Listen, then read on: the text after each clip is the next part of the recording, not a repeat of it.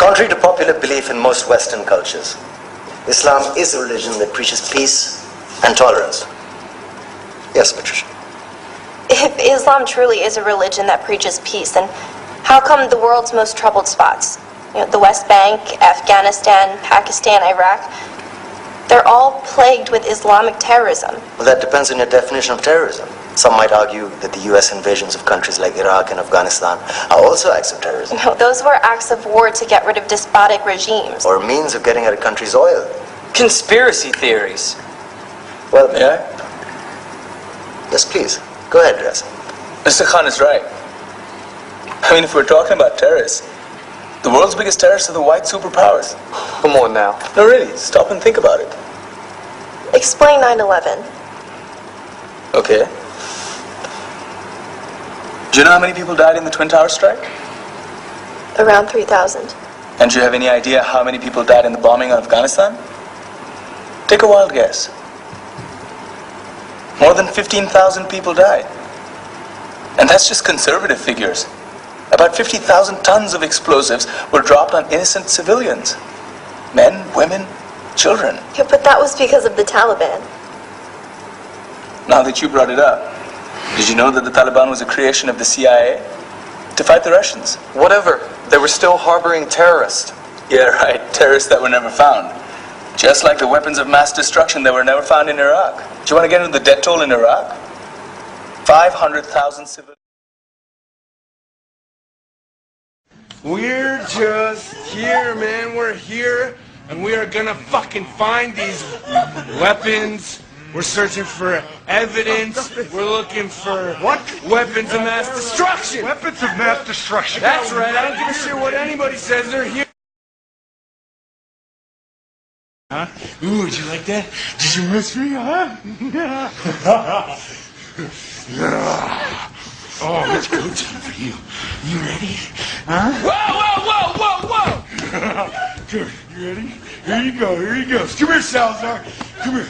Take her fucking hand. Take her fucking hand. Russ, hold on. Wait for Flake. Hold on, Russ. Wait for Flake. This is his idea. He gets the cherry. Come on, wait up. You got a problem with sloppy seconds?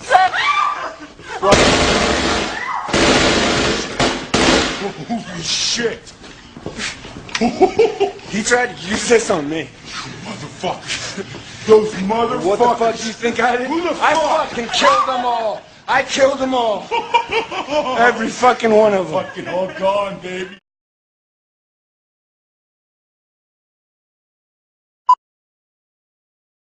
Reports on the prison scandals of the US forces in Iraq have always been limited to the dire conditions of male prisoners. But how about the female ones?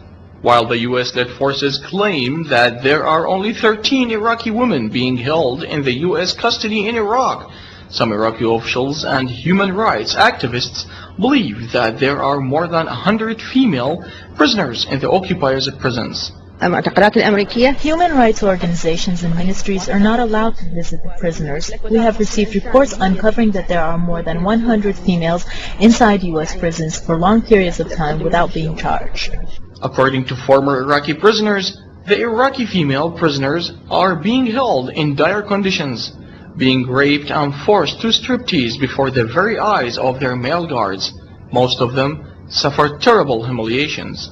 What I've suffered inside American prison is so terrible that I can't express in words. I was detained during a US raid on my house in Diyala. They took me to get information about my husband and they kept me for 1.5 years without being charged. My 3 children were left without care and I had many psychological problems.